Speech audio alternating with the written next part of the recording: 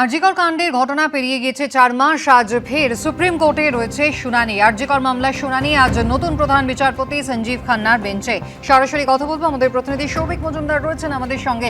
সৌভিক, প্রতীক্ষার দীর্ঘ পর্ব পেরিয়েছে, কিন্তু তারপরে আজ নতুন প্রধান বিচারপতি ডিওয়াই চন্দ্রচূড়ের পরে এবার সঞ্জীব খান্না তার বেঞ্চে সুপ্রিম কোর্টে রয়েছে আরজিকর মামলার শুনানি।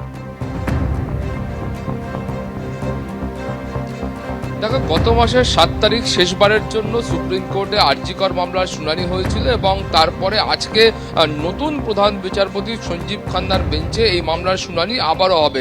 এখন মূলত এই মামলার ক্ষেত্রে সিবিআই এর বক্তব্য থাকবে যে সিবিআই এই দীর্ঘ সময়ের মধ্যে অর্থাৎ প্রায় 4 মাসের মধ্যে সিবিআই এর তরফ থেকে এই মামলার ক্ষেত্রে কি কি করা সম্ভব হয়েছে, অগ্রগতির তদন্তের ক্ষেত্রে কি কি আছে সেটা তারা ব্যাখ্যা করে বলবেন এবং তদন্ত কোন পর্যায়ে আছে, সঞ্জয় রায় ছাড়াও আর যারা বাকি অভিযুক্তরা আছেন অন্যান্য ক্ষেত্রে সেই ক্ষেত্রগুলোতে ঠিক কি কি অগ্রগতি হয়েছে, এছাড়াও যে আর্থিক দুর্নীতির অভিযোগ উঠেছিল সেখানে কি কি অগ্রগতি রয়েছে সেগুলো সিবিআই এর তরফ থেকে ব্যাখ্যা করে বলা হবে। ফলে তো সিবিআই এর অংশে সিবিআই এর যে সওয়াল জবাব থাকবে সেটা কিন্তু অত্যন্ত গুরুত্বপূর্ণ হতে চলেছে এই মামলার ক্ষেত্রে।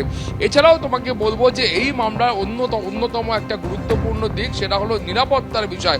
অর্থাৎ যারা হাসপাতালে কর্মরত চিকিৎসক রয়েছেন, জুনিয়র চিকিৎসক রয়েছেন, ইন্টার্নরা রয়েছেন, স্বাস্থ্যকর্মীরা রয়েছেন, সেই ব্যক্তিদের নিরাপত্তা এবং তার পাশাপাশি হাসপাতালের পরিকাঠামো উন্নয়ন সেটাও কিন্তু অন্যতম গুরুত্বপূর্ণ বিষয় এবং সেটা রাজ্যের তরফ থেকে যারা আইনজীবীরা থাকবেন তারা সেটা ব্যাখ্যা করে বলতে পারবে যে তারা সুপ্রিম কোর্টের কাছে যে সময়সীমা কার্যত নির্ধারিত করে 1 মাসের মধ্যে বলেছিলেন যে ক্লোজ সার্কিট ক্যামেরা থেকে শুরু করে ইনফ্রাস্ট্রাকচার অর্থাৎ পরিকাঠামো উন্নয়নের যে কাজ সেই কাজ তারা সম্পন্ন করবেন, সেই কাজ কোন পর্যায়ে রয়েছে, নিরাপত্তাটা ঠিক কোন পর্যায়ে রয়েছে, এই সমস্ত বিষয়টা ব্যাখ্যা করে বলা হবে এবং তারপরে সুপ্রিম কোর্টের তরফ থেকে পরবর্তী পর্যায়ে যে নির্দেশ রয়েছে সেটা দেওয়া হবে। কুসুমিতা। সৌভিক, ধন্যবাদ। বাংলাদেশে লাগাতার হিন্দু নির্যাতন, প্রতিবাদের আগুন এ রাজ্য। গতকাল কলকাতায় পথে নামল নাগরিক সমাজ। হাওড়ার কদমতলার তারাসুন্দরী বালিকা বিদ্যাভবনের প্রধান শিক্ষিকা মোনালিসা মাইতির ডাকে যোগেশ মাইম একাডেমিতে জমায়েত করেন সমাজের বিভিন্ন শ্রেণীর মানুষ। স্ট্যান্ড ফর হিউম্যানিটির ব্যানারে চলে প্রতিবাদ কর্মসূচি। সাধারণ মানুষ আমাদের ক্রাইসিস বলুন আর আমাদের এটা গুণ বলুন, সেটা হলো যে আমরা কোনো ঘটনার সাথে যখন সম্পৃক্ত হয়ে যাই তখন আমরা বসে থাকতে পারি না। তখন এটাও ভাবি না যে আমি একজন ক্ষুদ্র মানুষ কতটুকুই বা করতে পারি।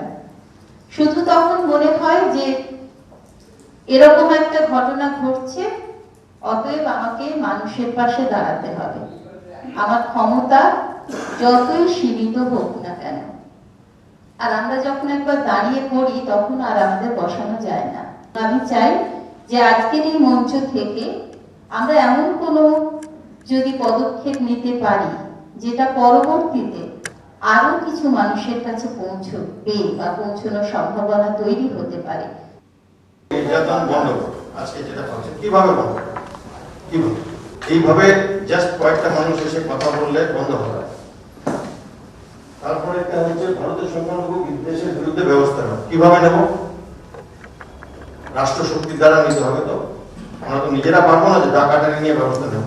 এবং সেই রাষ্ট্রশক্তি কোন রাষ্ট্রশক্তি? সেই রাষ্ট্রশক্তি যাকে আমরা ভোট দিয়ে ক্ষমতায় এনেছি, তার হাতে তুলে দিয়েছি যে আমাদের হয়ে তোমরা ডিসাইড করো, আমরা একটু সংসার গ্রহণ করবো। এবার সেই রাষ্ট্রশক্তিকে ভোট দিয়েছি বা ভোট না দিয়ে তাকে আমরা ক্ষমতায় এনে দিয়েছি।